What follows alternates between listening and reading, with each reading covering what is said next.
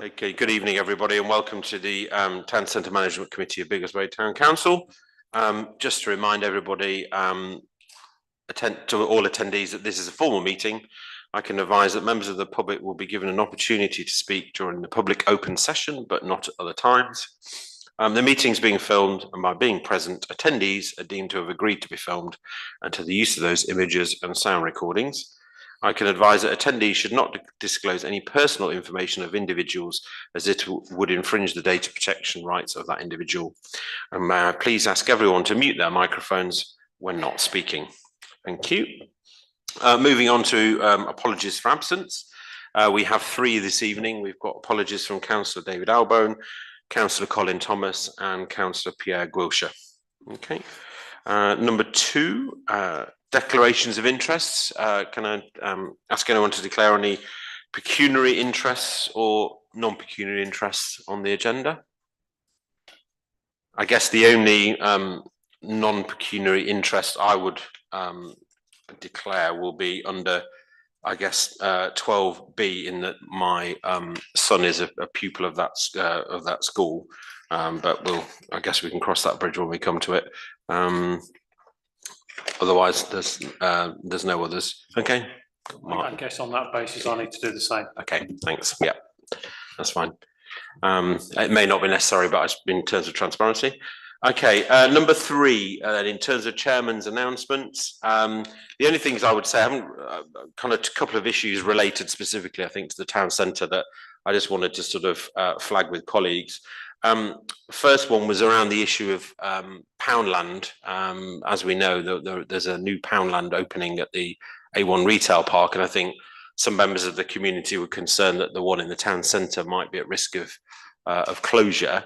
I know that I made my own inquiries, and I think officers also formally wrote to sort of Poundland headquarters, if you like, to get an answer. I don't believe a response has come back yet formally, but the sort of separate inquiries that I made was that I think Poundland were going to be in the town centre branch, if you like, for the foreseeable future. I think the lease has a few years left to run, so my guess is that it will still run for the period of the lease and then maybe reviewed then. Why are we concerned about Poundland? Well, I think it's a large store in the town centre. It's probably one of our anchor tenants in the town centre, so I think that would be, I think, of concern to the wider town community if it were to close. But we've had those reassurances that it will be there for the foreseeable future. And obviously, if we do get anything extra or anything further from our formal letter back from, I think, Karim Hosseini wrote the letter, we'll let colleagues know. The second point was I've also been in touch with Body Edwards, who are the managing agents for Abbott's Walk, the sort of privately owned part of the town centre, the sort of Asda walkway, for want of a better phrase. Not least because there's been a couple of arson attacks, or suspected arson attacks down there, and the whole kind of demeanour of that area is not looking as nice and as bright as it should be.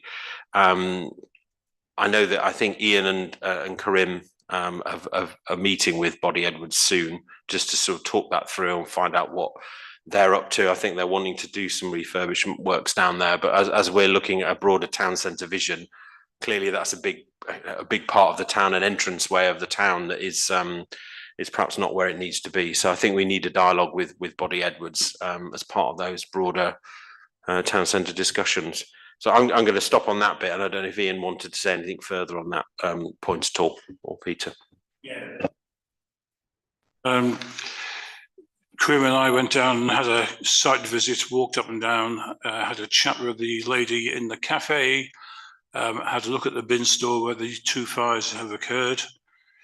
Noticed there's a plaque on the wall saying that it was opened in 1980. We don't think they've done a thing since.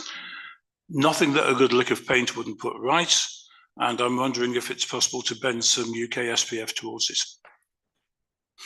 As something the consultants were talking about, it should be a major Asda to Aldi corridor through all the gateways and openings across the high street, across the market square, end to end, sort of transverse to the the high street and the other routes. So matters in hand and definitely room for improvements.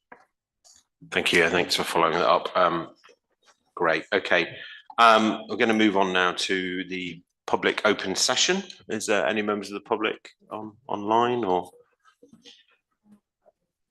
Okay, that's fine. Thank you very much. We don't have an invited speaker, so I'll move on to number 6, members' questions. Anybody have any questions? Councillor Skilton. Thank you, Chair. 2, if I may. The first one really is not much more, isn't really a question, more of a kind of for information regarding digital exclusion for people. I know that came up today with the consultation that's running, but Age UK have currently got a national campaign to get a petition to Parliament to make it so digital is not the only way people can do things. There's always a non-digital option for people, and they've got cards in their shop. You can go fill one out, it's free postage, and that will get your name on the signature. And I just think it's something for people to be aware of, and if you can, go and support that.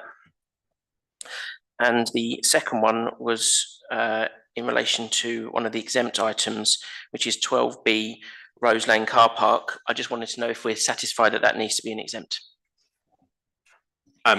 Okay, first part is I've seen the Age UK postcards in the library as well, and I think that's a very welcome idea. And there's lots of issues around digital things, and it's not just older people as well now. It's increasing use of smartphones by younger people, which is seen as a risk as well. So I think that's an interesting cause, and you know, hopefully that'll get some momentum.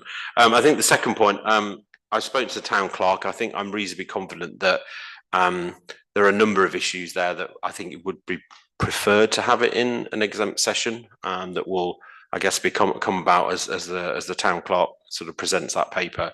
So I feel happy that it's that's an appropriate place to put it. Is the committee permitted to vote on whether we keep it in?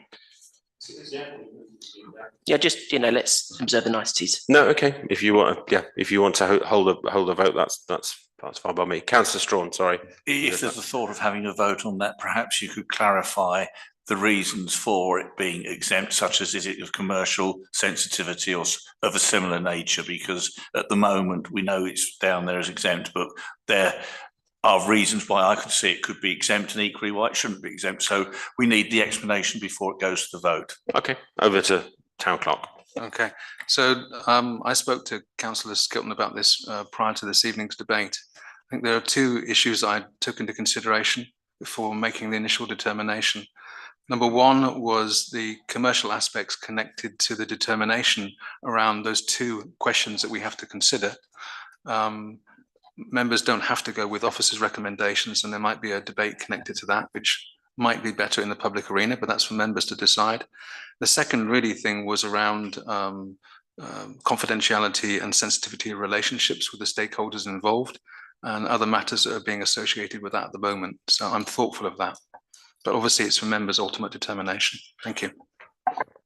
Does that help, Councillor Strawn?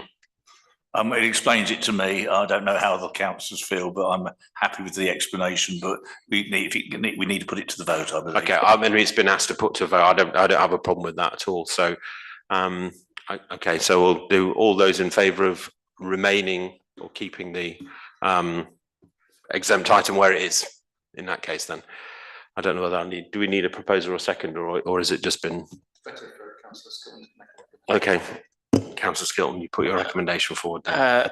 I propose that we remove item 12B from exempt.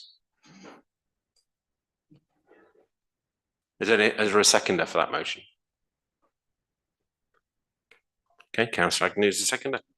Okay, so right, okay. So we'll vote for all those in favour of removing 12B from the exempt item. Is that what we want to? Okay, for all those in favour. Okay, all those against. Okay, that's is what it is. It will remain exempt. Thank you very much.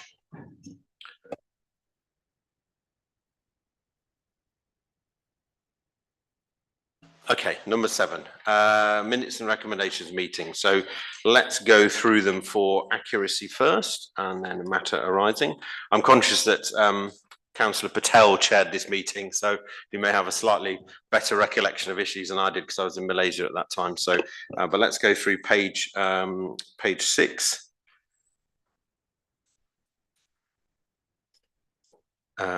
Page 7. This is just for accuracy at the moment. Page 7. Sorry, Councillor Agnew. We're checking the minutes, right? Yep. One thing is, I think 5 kilometers can't be classified as a marathon. That's a small one. Sorry, I didn't hear what you're saying. Sorry. A 5 kilometers run is a run. It's not a marathon. And Okay. and on the number 8, matters arising. The second phrase, the place shaping manager, probably. Oh yeah, on 8, the sort of first paragraph. Yeah. Thank you. Funda, have you got those? Yeah, great. Okay, thank you. Thanks, Councillor Agnew. Sorry, page 8.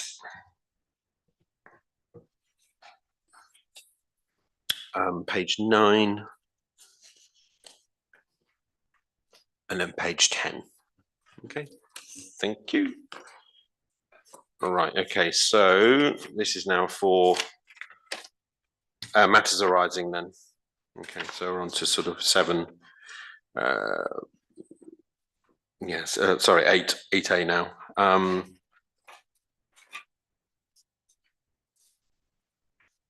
Sorry, page 6. Nope. Page 7. Councillor Strong. Basically, under matters arising, are we any further forward with the bus interchange and the negotiations with the users for bus? Hang on, which one? Which? 8. 8. Oh, sorry, yeah. Oh, yeah. Okay, Ian, that's one for you. Sorry, it's a matter arising of a matter arising. That's why I got a bit lost. Sorry. I think the situation is fluid insofar as it seems unlikely that highways are going to allow the move of bus stops to the high street. So I think for the foreseeable future, buses will continue to turn and drop off passengers by Century House, despite the new interchange coming into play. Okay. Councillor Strong. So concluding there, we've got a big white elephant at the moment, which only use seems to be for the railway buses that are replacing it whilst we get the bridge built. So what a waste of money. Yeah, it certainly seems that way. Yeah, I'm not hearing anything more, any further development. So, I mean, maybe potential action from that could be just to get an even further update from CBC. Some timelines might be helpful. You know, yeah, because I'm conscious that was just a matter arising of a matter arising. But yeah, okay. Thanks for that, Councillor Strong. Okay, end of page 7, page 8.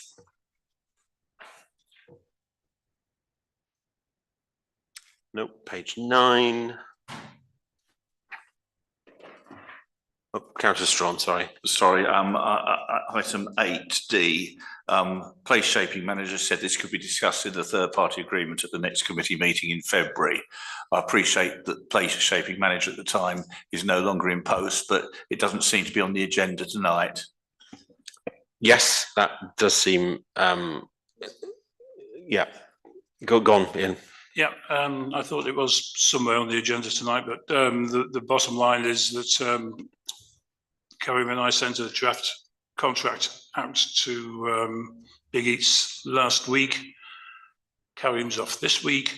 I've had a reply from Big Eats saying, agree with that, but we think there's a typo. And the typo is £300. And I don't think it's a typo. I think we've pushed it up to £600. And they're cheekily asking if that's what we intended. So we'll resolve that. And after that, the contract's good to go. Okay, I think Councillor Strong on. So in that case, I presume that will come back to council for ratification. I would, yes, that would be my expectation. I know I was about to say we do have a sort of slight adjunct item of Big Eats in another agenda item which was connected with that, but I must say I wasn't aware of where we'd got to with the third party agreement. So it's a useful update, but I think it'd be nice for council just to see a kind of finalised version of that.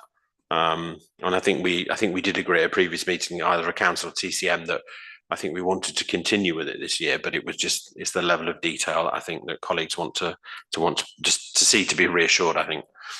Okay, page 9, rest of page 9, nope. And page 10, no, good. Right, okay.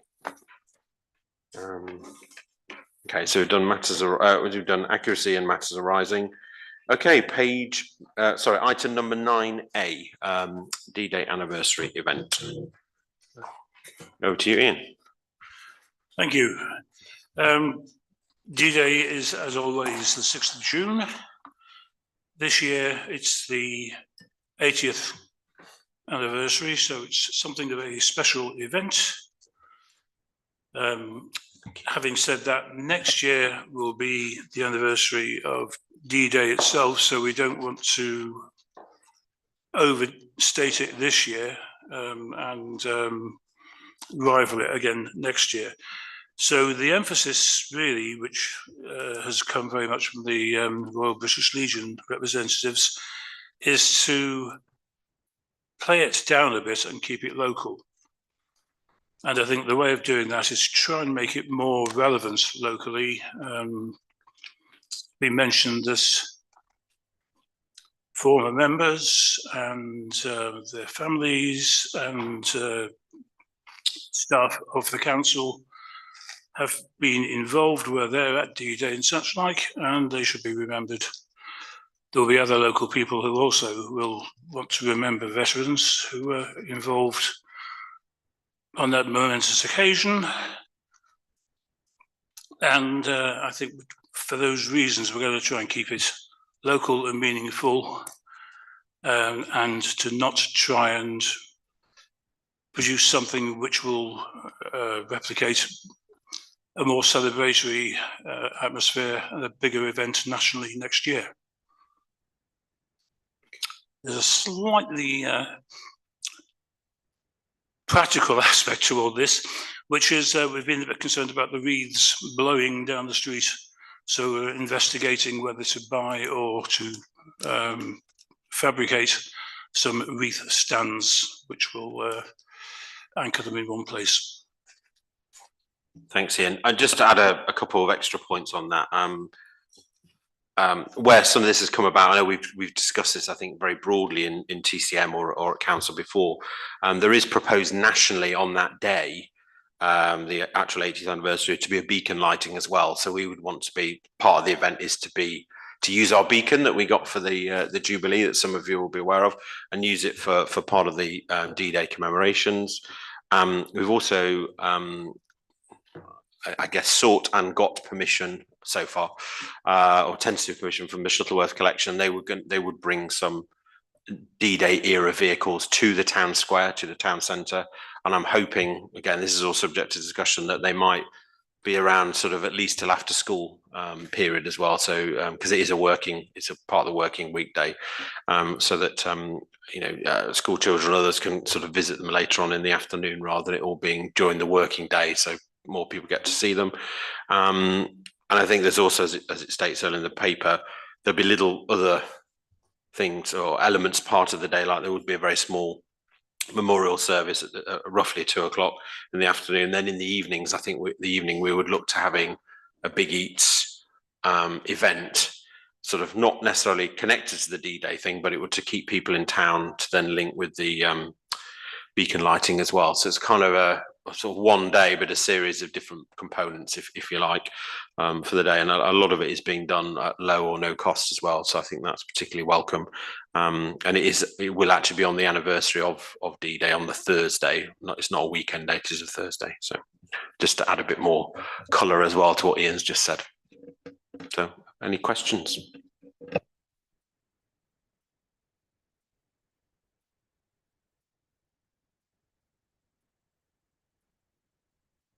So I think we as it's a recommendation, I think we need to take a vote on that one. Sorry, Mark F. Sorry, Councillor Foster. Oh, right, sorry, Councillor Knight. Thank you. I was going to move the recommendation as set out. Okay. Okay, so all those in favour? Right. Don't even need to casting vote. Brilliant. Okay, take that all forward. Thank you very much. That's all. Okay. Right, we're on to benches and memorial plaques report. I think this is another one for you, Ian, as well. I think they're all for me tonight. Yes, we've reviewed the benches situation pretty much because we're trying to catch up with the fact that there's, I think now, 5 requests in the queue for benches and or memorial plaques, some of them going back a few years. You feel almost embarrassed to go back to people at this point and intrude and renew their grief. But anyway, there we go. The main thing is that we've looked at reviewing the prices and we've looked at reviewing the benches. We've decided to simplify matters, come down to a bit like Henry Ford, one design of bench in either black or green, depending on the location. Reasons being that the more elaborate wooden benches are pretty much irreparable, very expensive. So if you look at the 2 attached reports, basically we're reducing it from the 3 bench option to the 2 bench option and changing the pricing structures. And we really must get round to asking people if they still want their benches or plaques or both, and discussing locations with them. Essentially, we're looking to yourselves to give us a bit of a, not quite a carte blanche, but a sort of an area dispensation whereby we can look at green benches in green areas, parks, recreation, and such like, and the black benches will go in the town centre or urban locations, and also the cemeteries. Okay, thank you, Ian. Any comments, questions? Councillor Knight. Thank you for the report. I think we have a slight version control problem. So I think the policy that's in the pack is meant to be the current policy, but checking it, it doesn't seem to be the same as the one on the website. So I'm not sure quite what's gone wrong there. But if I could ask the clerk to pay extra attention to version control, because we've seen this happen before. I think each policy really needs to have a clear version number and dated, and this sort of thing shouldn't happen. So I think there's a suggestion that we adopt this new heritage bench in the town centre. And what I'm trying to understand is it therefore proposed that we replace any of the current benches in the town centre, or is the expectation this would only be for additional benches within the town centre? My concerns are that, firstly, I think within the town centre, you want the benches to be of the same style. I'm not sure if the heritage bench is the same length or size as the current benches. The ones we currently have are quite long. I don't think there's a lot of space within the town centre to accommodate additional benches. So recently we have added some more and we struggled to find locations. And also our policy commits to any memorial bench being in place for 15 years. And I don't think we could commit to that with the town centre vision. So I think the thrust of my concern there is that I think pretty much everything else is okay, but I wouldn't want to see us replacing or adding additional benches within the town centre area. So I think we should probably avoid using the term town centre and just stick with the benches we've got, which I think work well. Outside of that, I think the proposals all seem quite reasonable. Peter, do you want to respond? Yeah, thank you. So it doesn't seem that long ago that we actually replaced the benches. And I think the benches, if we call the older style, I think is more in keeping with the town. During this intervening period, our public realm team have continued to maintain those benches. And I think we should continue to do that because their style is in keeping with the town. However, for those other areas that are not currently have the advantage of a seating area, I think the other option seems more sensible. It's easier to repair There isn't the rust associated with it, and the wood then doesn't drown itself in the wood in the metal base. So it's easier from that perspective, and it's significantly cheaper. But I'm sure that we're committed to doing what we're doing with the town centre and not changing it for clarity. Yeah. Councillor Strawn. Thank you, Chairman. We've got a number of observations. I saw that there were, in my pack, there were two policies, one 2023 and one 2024. But I didn't seem to have an appendix B with the location of the benches, which is referred to in there. Having said that, looking at the proposals, I do have some concerns because recommendation number 3 refers to Station Road as being suitable for benches. I don't think Station Road is suitable for benches, and I think that should be removed. Councillor Skilton has recently highlighted the issue of blocking of pavements and things for access for disabled and people in particular and young children. So Station Road, I think, would need to come out of that particular proposal because I don't think it's appropriate. I'm also concerned about some of the existing benches in the Market Square in particular, and maybe in some of our recreation grounds as well, which already have plaques on them in memory of, in the town centre at least, there's at least 2 in memories of former mayors of the town. And just going on to looking at the overall bench policy, I think it extends beyond pure town centre management. In terms, we're looking at the recreation grounds, which then comes to the Public Lands and Open Spaces Committee in Councillor North's remit. So I think we need to have some kind of policy for that, because of mention of Franklin's and Fairfield recreation grounds, but we also have, say, the Dan Alban car park, which would come under us, and the recreation ground there. And indeed, we've got other recreation grounds which might be suitable for seating. So I think it needs a little bit more there, but I think the principles of the policy are probably fairly sound, but I think we do just need to take the blinkers off and not look at it in a pure town centre vision. Councillor North. Well, just picking up on a couple of points that were made by Councillor Strawn, I think I would suggest that we should have a single policy for the whole town and not a separate policy for the town centre and a separate policy for the recreation grounds, which I don't think would be a very sensible thing to do. So I'm quite happy if it wants to be dealt with by TCM. I don't think we want to lay any turf warfare with PLOS about benches policy. I'm quite happy for it to come here and be decided here. Another point about Station Road, I think I would slightly disagree with Councillor Strawn about the suitability of Station Road, because I think it is suitable between the White Hart and Iceland and the High Street. In other words, the area around the car park and around the War Memorial. It's possible there is space there. Obviously, I totally agree with him further up on the footpath and etc. But I think around those areas, which probably classify as Station Road, so it is possible there. Maybe that was what was intended. Thank you. Councillor Skilton. Yeah, it just seems a bit strange naming specific roads, to be honest, because you could go to Crab Lane, which is in the town centre area. There's loads of space there, but would you want to sit there? And so it just seems a bit strange to name individual roads, when the policy could quite easily just cover the town centre area and, you know, discretion be given to placement of benches. They're not causing an obstruction and they're in a suitable location, etc. Okay, thank you. That's a fair point. Councillor Foster. Yeah, similar concerns really. I mean, in principle, no problem with adopting the approach of the one style of bench. I think that makes it consistent. I think designating the black and green does make sense. I'm personally not keen on us administering additional benches within the town centre area. I think we should, it's not within our direct responsibility until we've established ownership. So having a policy that allows us to put a bench in the Market Square, for example, when we don't have specific ownership, and it makes it a little bit challenging. So I think we should be careful of that.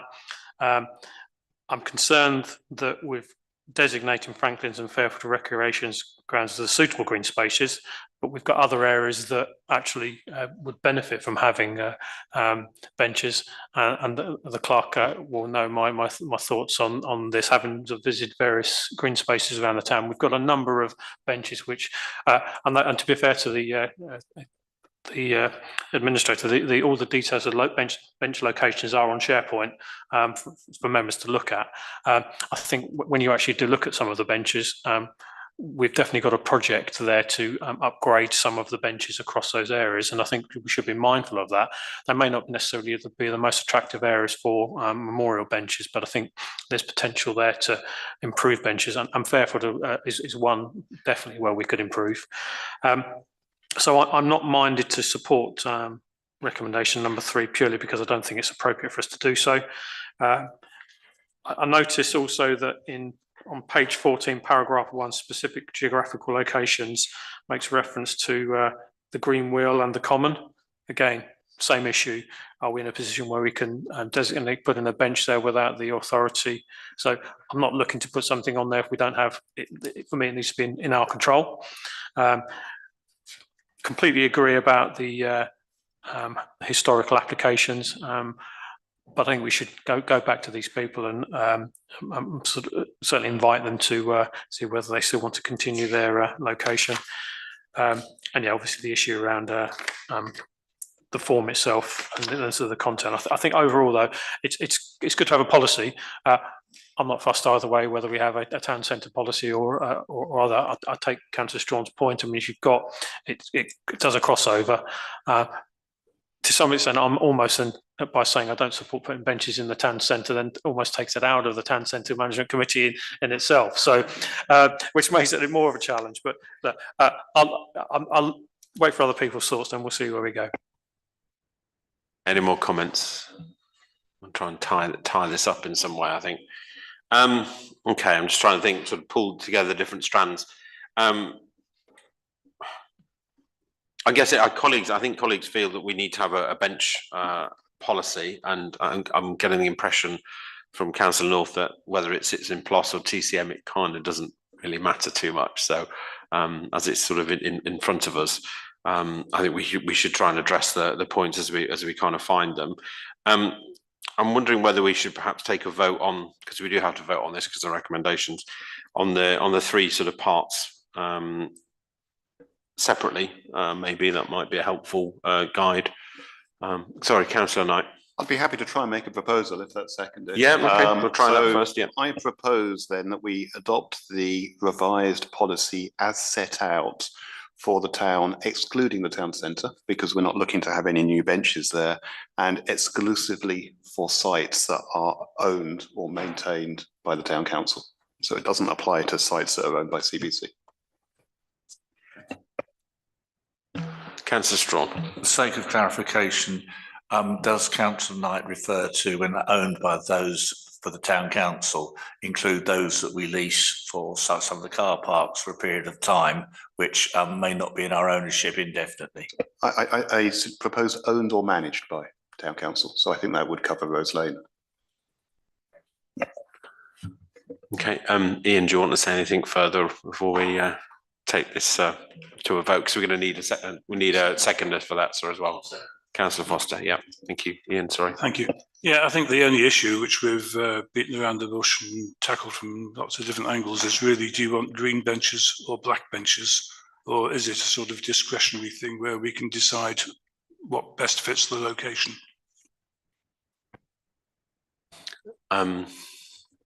Does your amendment cover that, Councillor Knight, or not?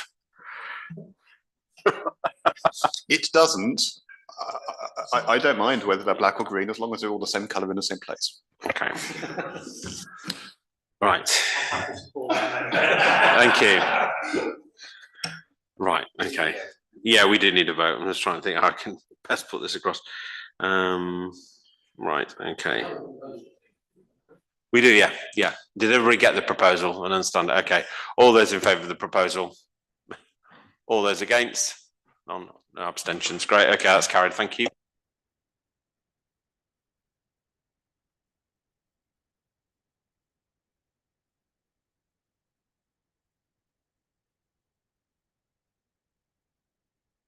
Okay, thank you. The next few items are items for information, and we've got 10A, which is the UK Shared Prosperity Fund update report. So it's another report from Ian for us. Thank you. This is ongoing, and most of it has depended on getting together with Central Beds Council to see what we can and can't do. I had a meeting with someone from CBC and from Highways on the Market Square on Monday to try and progress this and to see what could be done with what funding is available. I think we would like to level the Market Square, not level all the buildings in it, but level the surface and reduce the myriad of different types of surfaces that there are there. I think the best we're going to come away with is improved patching rather than the universal upgrade that we want, not least of which because we don't own this, which is a reoccurring issue.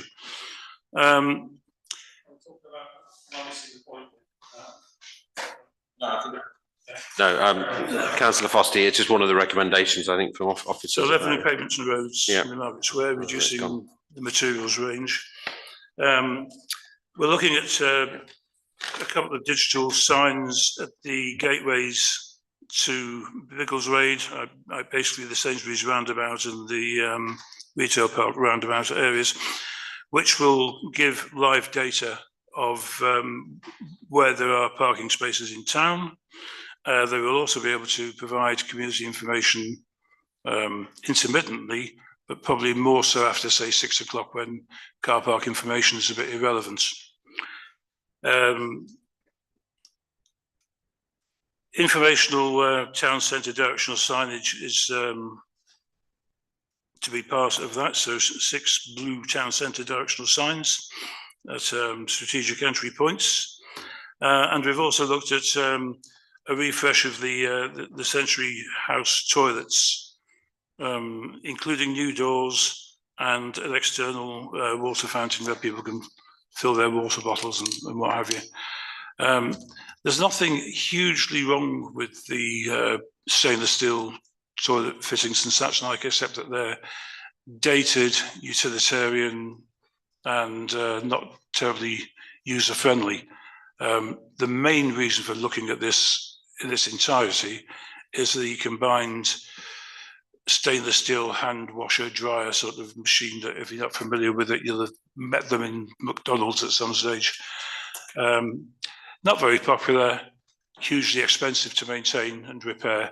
So we'd like them to go, and I think we'd like to just refresh and soften the appearance of the toilets to make them more attractive, basically.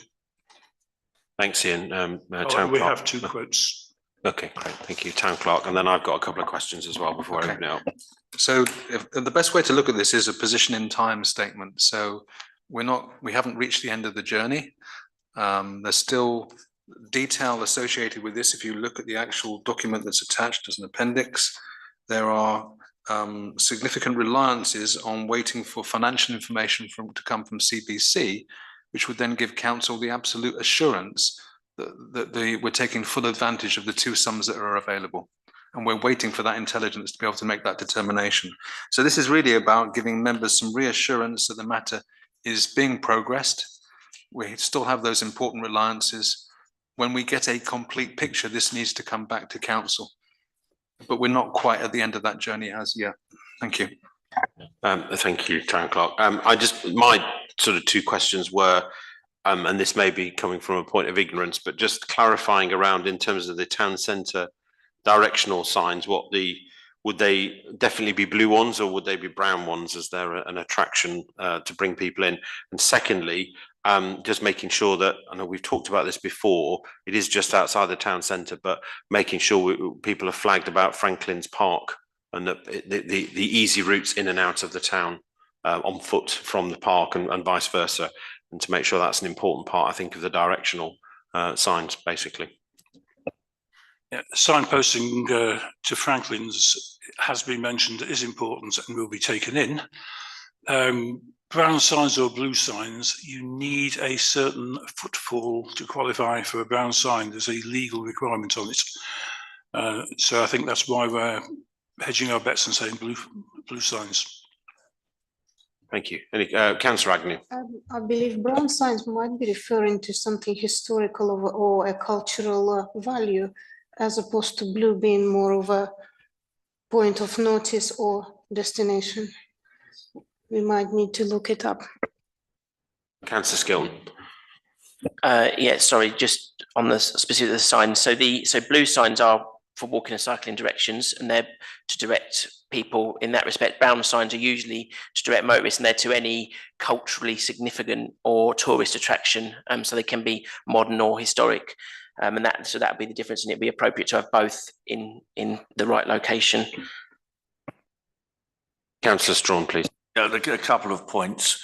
The point of what signs that I'm missing, and I would think that we should be pushing for, and it would go extend to national highways, is the kind of brown signs that you see on motorways pointing to the town, not already once you've come off the A1, but before you come off the A1. I think we should be asking national highways and including in this bid signs in showing a historic market town and the facilities that we've got, such as the charter market, which most towns seem to have on the national highways. And I think it's an absolute shame that this town council has not got that support to get people off the A1 coming into the town. And I think that should, if that can be added to the bid, I think that's absolutely essential. The other point that does cause me concern is, yes, the pavements, not the Market Square, needs levelling, but that is not our responsibility as a town council. We do not own it. It's either highways or central beds that own it. That's what the land registry says. We should not, we want the money spent on getting it done, but it shouldn't be coming out of town council funded resources, so to speak. This should be central bed. This is central bed's responsibility. It's only a matter of time before somebody actually has a really serious accident and there is a big insurance claim there. So this should be a central beds thing. I don't believe that we should be putting our names to saying that we would be paying for it, because we're taking on the responsibility without having the responsibility. So that does concern me, and central beds should be undertaking their responsibility.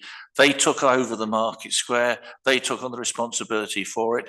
It's their job to do that and pay for it. Thank you, Councillor Strawn. Councillor Foster. I understand what Councillor Strawn's saying there. But given that there is a sum of money that is being administered by central beds with the support of the town council, we're identifying what we are the issues in the town centre. So take on board your thoughts. But if there is money to be spent and we've got an option there, I think it should be included in our in the thought process. And let's see what central beds come up with following on from that. I don't disagree though.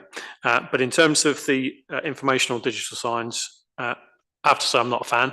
I mean, I get when we spoke about this, the town council, I think there was a bit of a discussion around it, and I did check the minute, and the minute doesn't specify digital signage. It says appropriate signage, because we went round and round the houses around whether digital was appropriate. I think having read through the report, it does specify in more than one place about digital signage that doesn't make any reference to car park directional signage other than digital. That's not what council proposed. It proposed the directional signage to car parks. So that does need to be included somewhere. Now, if that's not within this UK Shared Prosperity Fund, which I think it should be, given that's what we approved, then we need to deal with it another way. Also the fact that there's 6 town centre directional signages, directional signs, sorry.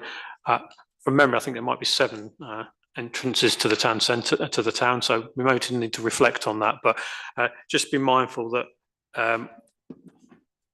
when we looked at our, the minute actually does make reference to the electric supply. Now, I'd know in the report it does specifically make reference to that, and that it is being dealt with separately by Section 106, and that we are looking to get that resolved prior to the 31st of March, given that, and the previous report that you spoke about did make reference to that. I just want to make sure that this is that is a high priority for us. So the electric does need to be resolved one way or the other. And if it's not dealt with via Section 106, it needs to be dealt with here.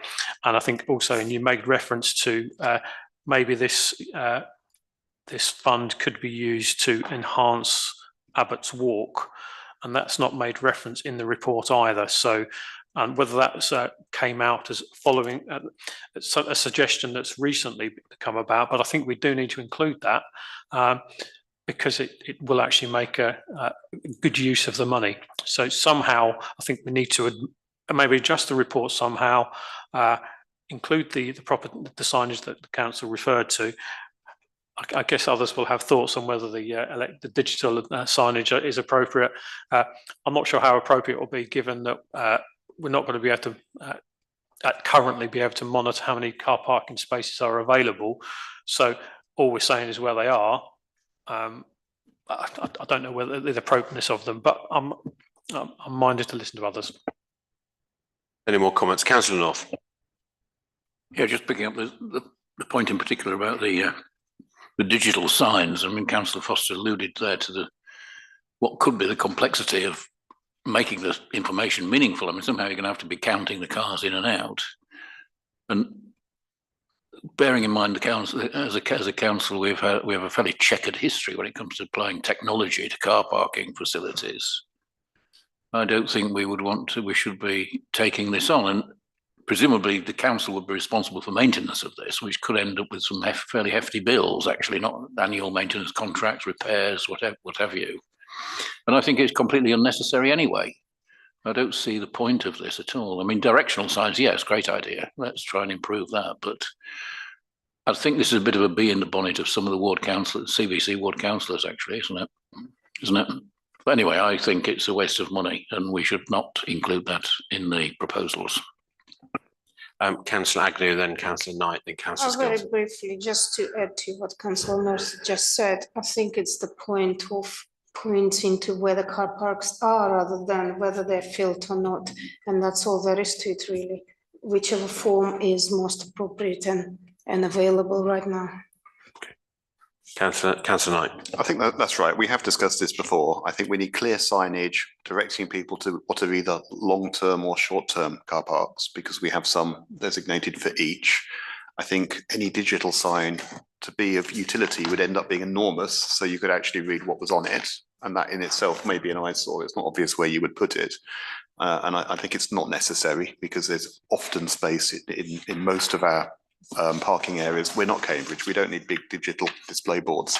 I think having signage on the 2A1 roundabouts would be far more valuable, in addition to static signs for the car parks, essentially directing people to local services, historic market town, fuel, food, because we need to get people off the A1 and into town spending their money and helping to drive the Biggleswade economy. So I think we need to really try to stress that.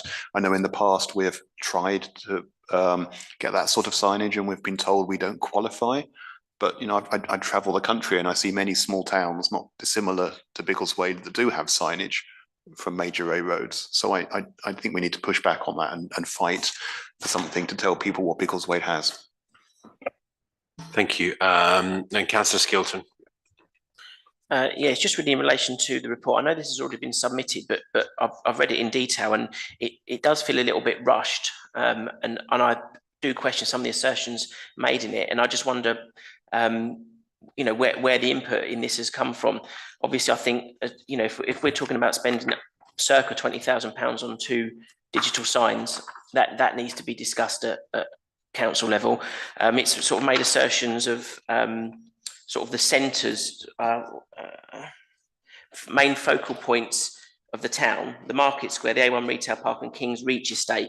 I question whether King's Reach Estate is a focal point for the town in the context of this document. And, we've not mentioned Mead End. That's actually quite a popular little shopping destination that probably needs more support in some respects than some of our other shopping areas. And I mean, I know this has already gone in, so I won't go through, but there are lots of issues in this that I think, potentially could have been resolved with a few more conversations with some councillors. Okay, Councillor Agnew, then I'm going to try and pull all this together to give some Small direction. comment about signage. Okay, Correct me if I'm wrong, I haven't seen anywhere any signage regarding the cemeteries, but especially the one that is in Kingsbridge, but we literally don't know where it is unless you do know. okay. No, I think that's a fair point. I mean, my understanding was in relation to the SPF, it had to be within the town centre, I think, which is possibly why cemeteries are excluded. I don't know. I'm just trying to sort of pull all this together because there's no. This is really just a note rather than we don't have to vote on it or you know, anything like that. But it was.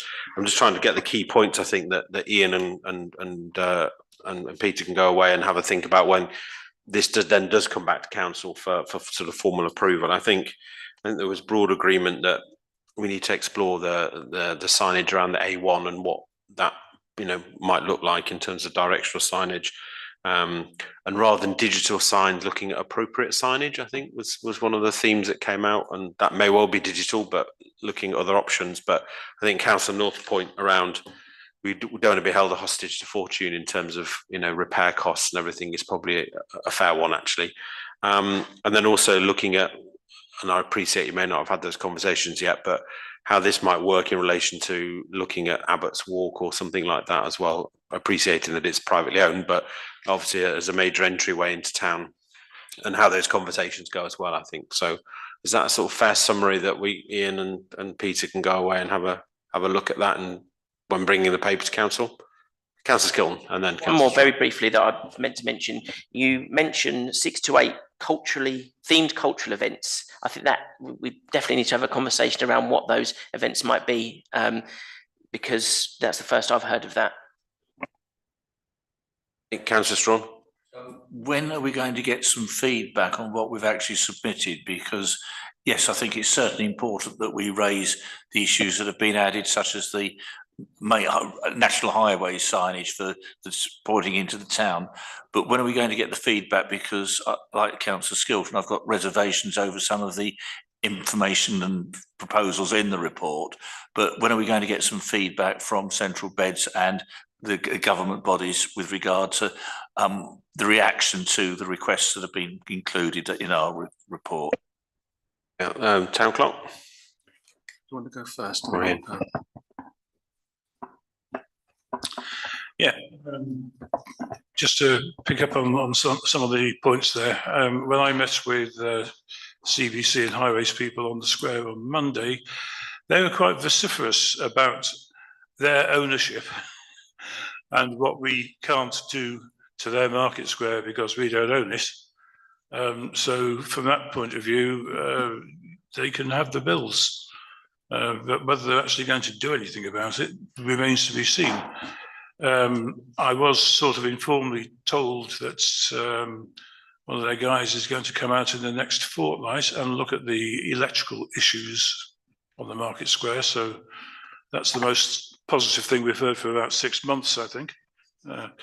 Hopeful with that. The signage and the digital signage, I think these things are fairly robust, but it may be overkill. I think the point is that we're looking at parking meters, we're looking at EV, we're looking at counting cars in and out one way or the other. We're looking at information systems. These things overlap and have the potential to be integrated, if not now, in the near future. And I think that's why we're getting possibly a bit carried away with this, because we're sort of future visioning on some of this stuff. And some of the funding might be available. If we can take money away from things that we can't do because CBC won't let us or because they own the asset, then if there's a chance of directing that towards refurb of Abbott's Walk or something, but I always have this nagging doubt that why haven't the landlords done something about it for 40 years? Town Clerk, is there anything you want to add before we move on? Yeah, I'll try and be succinct. So if you go back several weeks and months associated with this, there was almost like a two-stage process. Number one, the most logical thing would be to try and focus this on the kind of strategic vision, which, as we all know, is emerging at the moment, and there's been various member conversations. That would be the most logical place to go. I don't think we have an absolute clean sense of our overall strategy at this point in time, but we will shortly. The second elements of this, if you remember, there's been many conversations at council and other committees where we've almost gone towards the transactional for now about what can we practically do that seems straightforward and not too expensive, that can have some degree of impact upon the town centre, bring people in, as Councillor Knight was saying, and encourage them to spend their monies here and support the local community. These ideas have stemmed from that conversation at council. I think the one thing that Councillor Skilton does emphasise here is, and I know that one of my colleagues, Mr. Hussaini, would be nice to be here to talk about that, is what does the cultural events actually mean? Let's have some detail associated with this, because at the moment that isn't well described. I think that this process is very time consuming. It's taking a very, very long time, and we do not have precise information back from CBC about what they think is credible ideas and non-credible ideas. We also have that unfortunate reliance where some of these costs could be very, very significant indeed and mitigate some of the more practical things that we could do. When we've got that clarity and intelligence together, then it needs to come back to council, and members need to look at this page by page and say what they are and aren't comfortable with. But again, it's not a perfect place where we are at the moment, because that vision is still emerging. Thank you. Thanks, Town Clerk. I'm going to move on. I think we've had a good discussion on that one, and it's obviously something that's going to come back to council in future. So this isn't the last word by any means. Okay, electrical infrastructure in the market square. Ian, I think it's another one for you. And this is for information.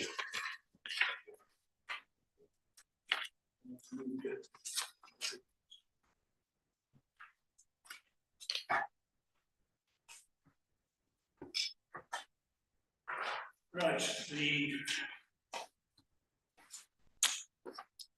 the situation with the electrical installations in the market square is that it's unsatisfactory. We think it's potentially unsafe. We're sort of in discussion between us and CBC as to who's going to do something about it. Well, CBC are quite insistent that it's their square, so we're happy for them to rectify the situation. However, we see it as being of more high importance than they do. But that's probably because it's our market, and our market supervisor and our staff that are more involved in that, and of course it's the Biggleswade market. We can get some of this stuff rectified. Really, we've gone through a technical evaluation of feasibility. There were basically 4 cases put forward. The first one was very much a safety case. Cases 2 and 3 are fairly insignificant, and case 4 was to build on the safety case and improve it. So that's got us to a sort of a recommendation of where we want to go from here on the electrics. We're aware of the problems we had at Christmas with some of the timers on 3 of the electrical outputs, which rather disrupted the timings of Christmas lights coming on and going off, going on again.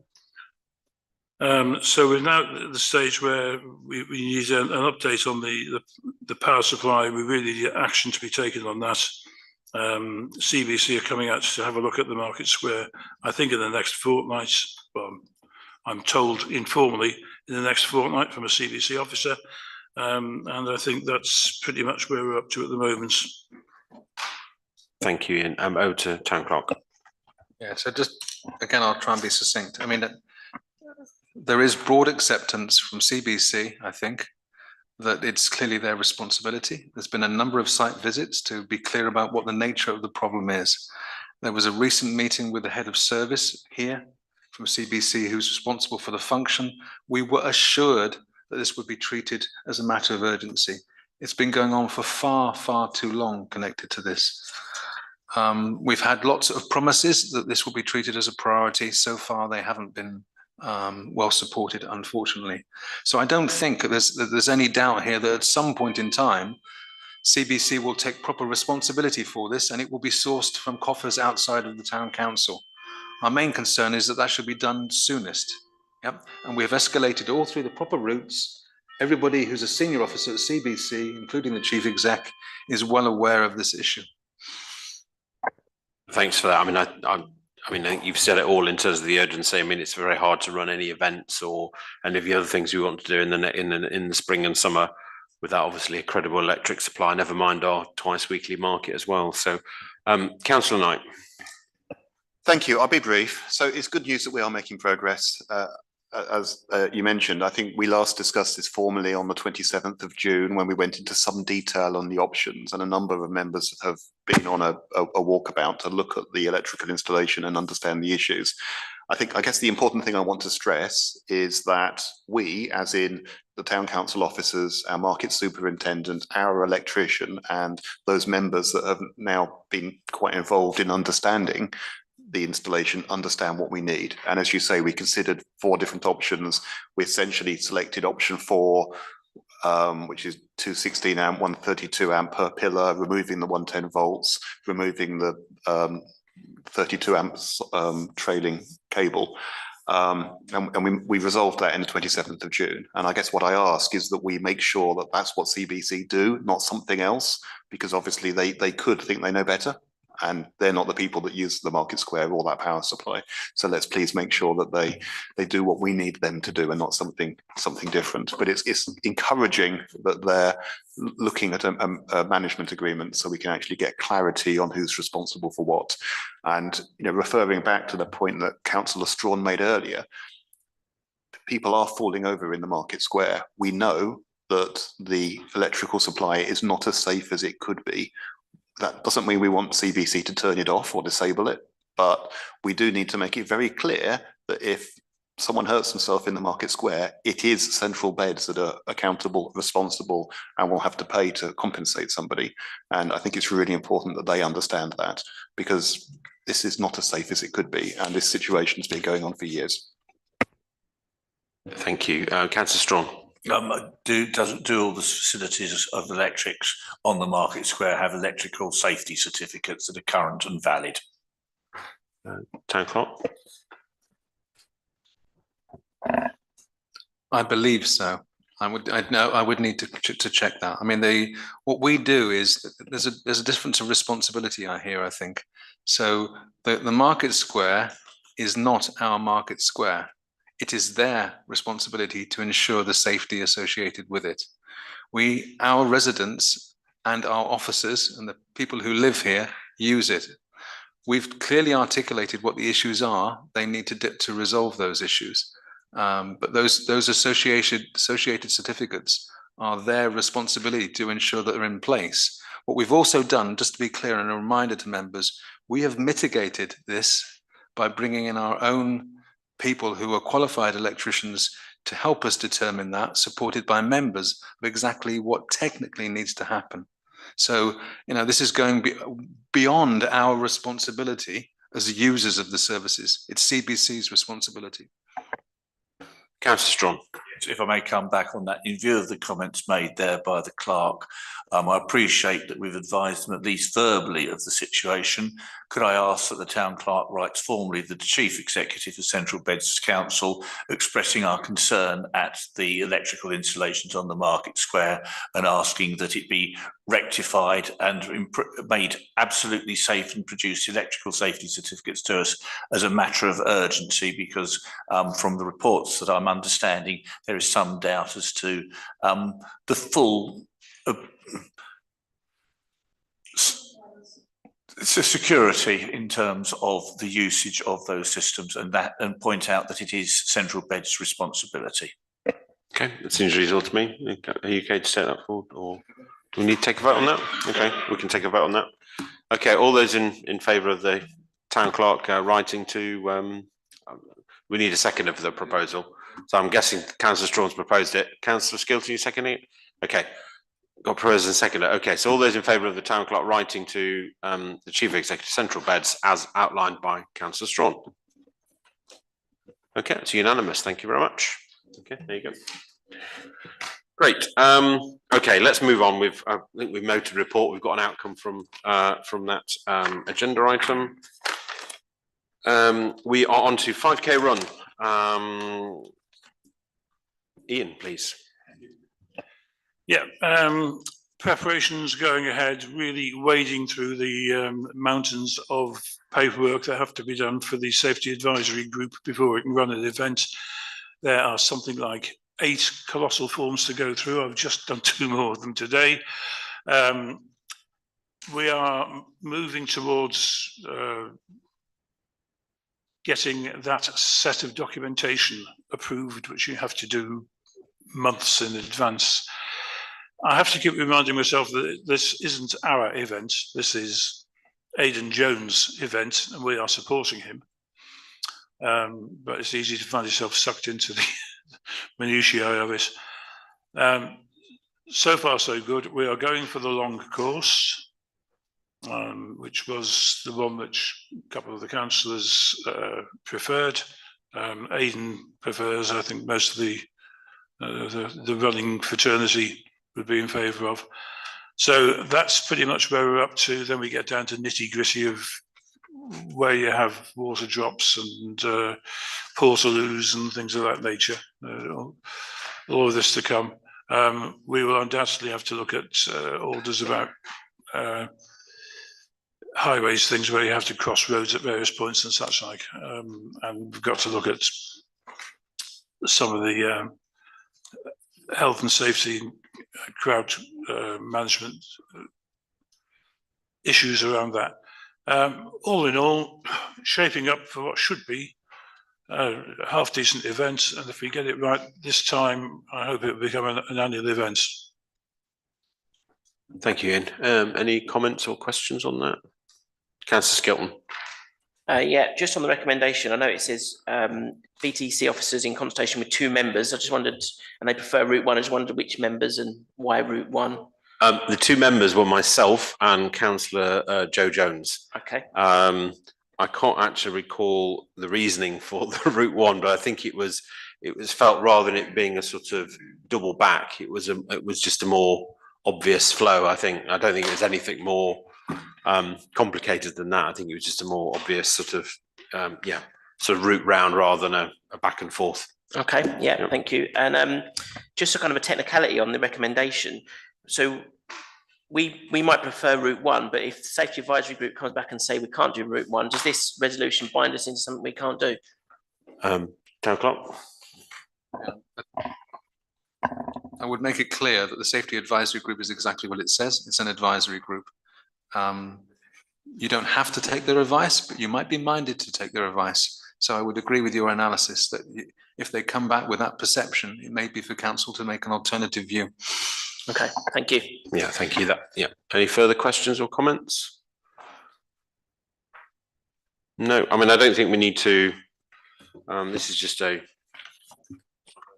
note, isn't it? So we don't need to take a vote on this, but I guess if anybody's got any further questions, please contact Ian in due course. But I know that it has had member involvement, this event, and it is seen very much as Jones' fitness event. It's not a town council event, but I think it's appropriate that we are, supporting in the broadest sense. Okay, right. Next. Yes, sorry. Don't feel that we need a vote on this. Well, it was an item for information, so but if you want to, if that's the case, why is there a recommendation? It should be an observation. Well, that was what I was slightly confused about, but I was the recommendation, and then the officers recommend. So that implies that there is a decision to be made, in which case we can't just say to carry on. And if it was an item for information, which is where my initial confusion came from. But if there is a recommendation, then we will need to take a vote on it. Yeah. Chairman, would it help if I say I propose that we support the officer's recommendation? Okay, is there a seconder for that? Okay, Councillor North. Okay, all those in favour of supporting the officer's recommendation as set out below. Oh, there we are. I apologise for my pedantry. Unanimous. That's okay, Councillor Foster. There we are. There we are. I hope that's okay. Okay, thank you for that, Councillor Foster. Okay, Biggleswade Shop Watch, 10D. Ian again, please. Thank you.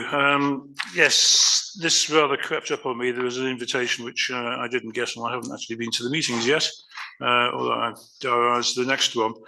There's a couple of things really. One is the Biggleswade Shop Watch group. They're concerned about the increase in the amount of shoplifting. And strangely enough, it's not just on the retail park, it seems to be coming into town, and that is a matter of concern. So they are organising Shop Watch group, which such initiatives are not exactly new and have operated elsewhere fairly successfully in the past. So I shall be attending the meeting on Monday, the 26th of February, along with a host of others, and see what can be done about basically sharing information.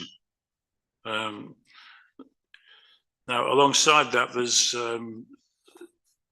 proposals for improving telecoms links, basically, with the Bedfordshire Council's radio link scheme and linking in with CCTV control rooms. The problem we've got here is that is basically across Bedfordshire, whereas our CCTV is contracted into a Hertfordshire scheme. So we're not sure about the compatibility of that. And we also get suspicious about cost implications of being engaged in it. So no one's told us what it's going to cost us yet, or told us really whether it's feasible for us to plug in to that network. But in terms of the Shop Watch group, I think our measure of support might be that we might offer to host one of their meetings in the near future as a indication of support and solidarity, really, at precious little cost to ourselves, tea and biscuits, basically. Thank you, and thanks for that. I mean, I think this is an important program, I think, to sort of set up. I know there's been a rise in shoplifting in the past sort of year or two, particularly in the town centre, actually, but sort of elsewhere.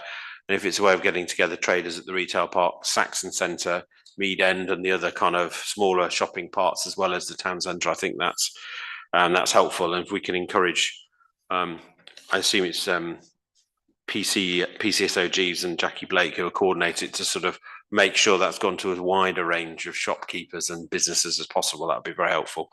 Any questions? Councillor Skilton, then Councillor Strawn.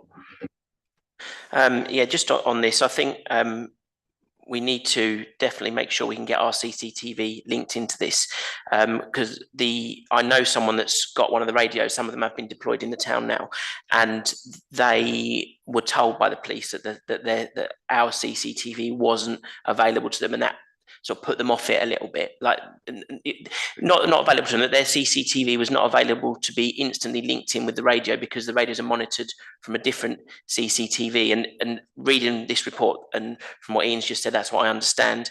And the other point was, I think we need to, as you said, involve the other shopping areas. So you know, can the clerk or Ian correspond with the police and try and link as many of the businesses up as possible, and push to make sure that we can get our town centre CCTV linked into the system somehow.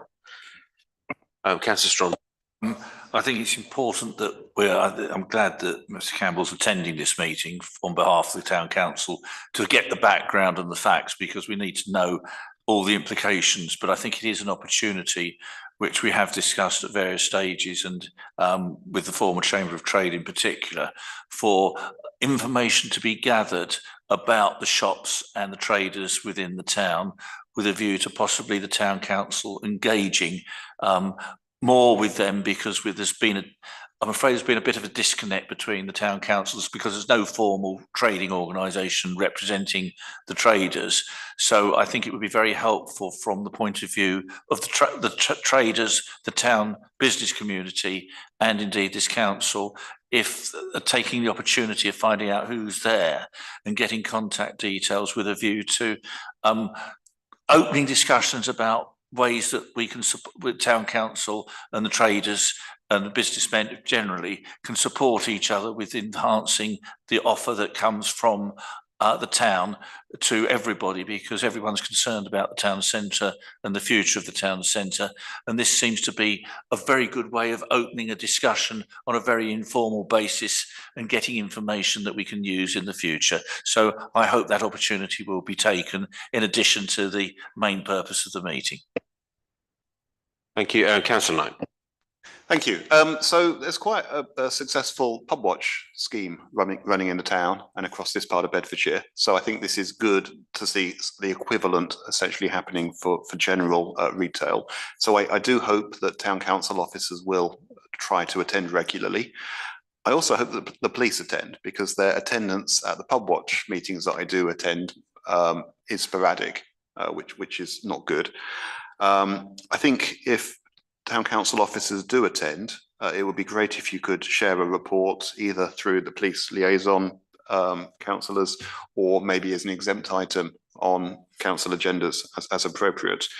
I certainly agree it does make sense to make sure that the cameras that we pay for that are operated by Herts CCTV are linked in. That may be as simple as making sure that there's a radio in Stevenage, and it's presumably voice over IP. So it's should be technically possible, so that if someone squawks on a radio, there's something going on.